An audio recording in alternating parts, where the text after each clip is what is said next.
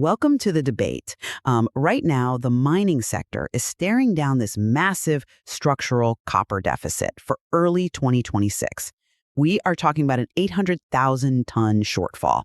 And this isn't just a minor blip. It's being driven hard by the global clean energy transition and the explosive infrastructure demands of AI data centers. Yeah, it is a staggering gap.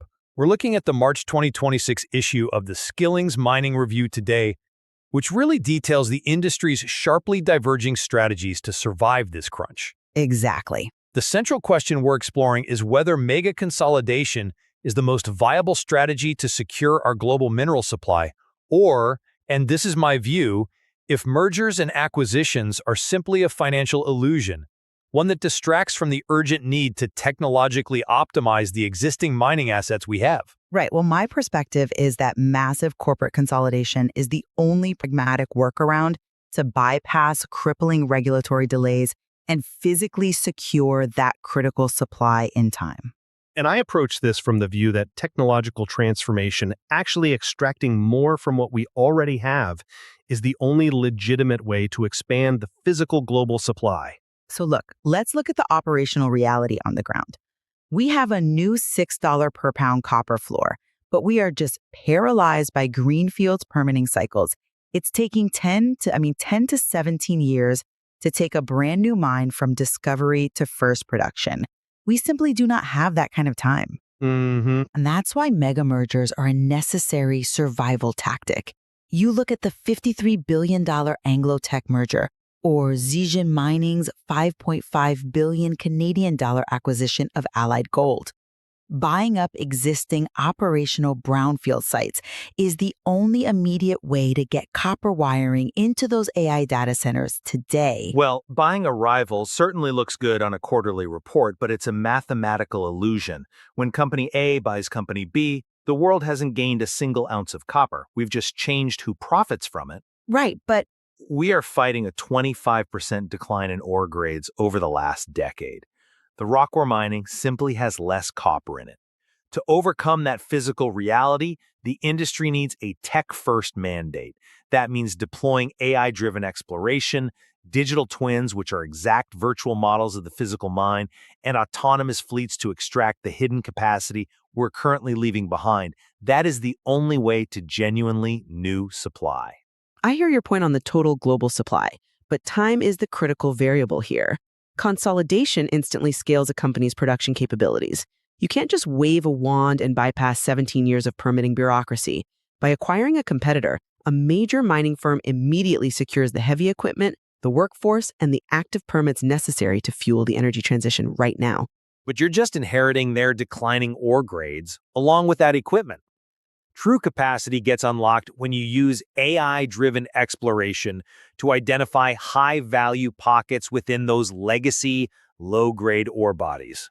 You can effectively create new resources and extend a mine's life by 5 to 7 years without ever triggering the need for a new permit. It's about precision extraction, not just monopolizing more land. Precision extraction requires massive capital, though. Look at the Anglo-Teck 1.35 million ton copper production target for 2026. Hitting a number that massive validates why scale is necessary. You need the immense balance sheet and operational breadth of a combined supermajor to deploy that kind of advanced tech across a global footprint. Smaller, fragmented companies just can't afford the overhaul. Actually, the Skillings report highlights that hitting that 1.35 million ton target is fundamentally a data problem, not a balance sheet problem. Getting there requires deploying over 500 electric autonomous trucks and utilizing advanced chemistry, specifically metal-organic frameworks, or MOFs. They act like a microscopic sponge, circularly recovering trace copper and cobalt that was previously lost in the tailings wastewater. Reaching that target is about the digital orchestration of chemistry and logistics. And you can't seamlessly orchestrate logistics if a geopolitical event shuts down your only highly optimized mine. M&A fundamentally reduces geographic and operational risk. Integrating diverse brownfield assets into one massive portfolio protects the company against regional instability. If one region goes offline, the broader global footprint keeps the supply chain moving. Geopolitics is a risk, certainly. But true operational resilience on the ground is digital. The research outlines the autonomous first 1,000 hours failure trap. Basically, new automated equipment is highly vulnerable to breaking down during its initial integration phase. Mitigating that trap using microseismic arrays and predictive IoT sensors is what actually prevents catastrophic downtime. If your digital twin catches a break anomaly at 800 hours, you save the entire shift. That kind of digital resilience is what keeps operations viable. We are looking at an incredibly tight market, and my view is that financial consolidation remains the most pragmatic way to navigate regulatory gridlock and guarantee immediate production capacity. While I maintain that prioritizing digital transformation is the essential cure for the underlying physical scarcity of these critical metals, Despite our differing approaches, the Skillings report makes one fundamental truth clear to both of us.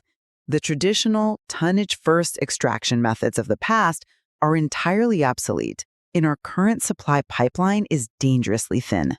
that is indisputable. The industry is facing a massive inflection point. We will leave the ultimate conclusion to the listener. We encourage you to dig into the source material yourselves and consider whether boardroom acquisitions or pit floor algorithms are the true key to resolving the 2026 commodity supercycle. Thank you for joining us for this rigorous exchange of ideas.